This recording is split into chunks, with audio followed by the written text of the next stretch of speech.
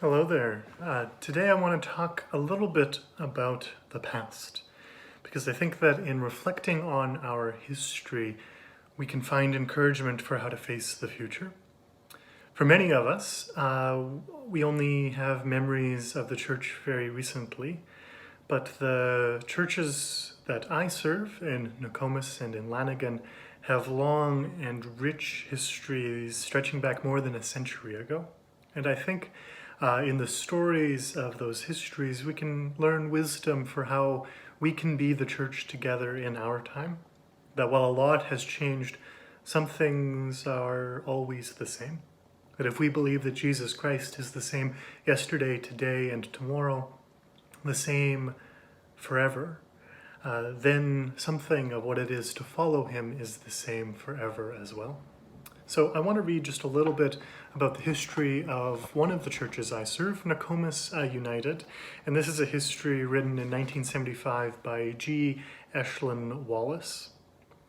The first religious services which were held in the Nokomis area were held at Corey Potter's sod house, also at the Joseph McFarlane farm home, which is now the Bill Shearer home. Services were held at the Duncan Jameson farm, which was northwest of Nokomis, as well as at the Jack Simpson place. Mr. Simpson had a big granary in which religious services were held from time to time. At this point, I would like to tell a story about a man by the name of Coon who hitched his hocks to a hayrake to get to church. In those days, a notice of when church services were to be held came via the grapevine or by the kids at school. And so church used to look a lot different. We didn't have buildings to gather in. We used people's homes and granaries to gather. We met in sod houses. This is the roots of the church that now is gathering in many houses by screens and videos. That while the means we have changed, what we're doing is the same. And so, well, there was a time where we were meeting in a building, and before that we were meeting in homes. And now, currently, we're meeting in homes, and while there's a screen to help us, what we're doing is the same. And the church always finds a way to do what we are called to do, to celebrate God's presence together, and to be so shaped by a worship of the living God that it transforms our lives for the sake of the world.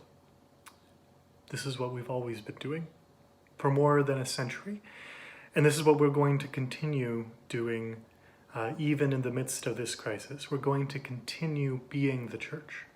And so my hope is that we might know that we have done extraordinary things in the past. We've been creative. We've used our ingenuity, meeting in people's homes, doing whatever we can with what we've got at hand to find ways to be the church. And so too we are now.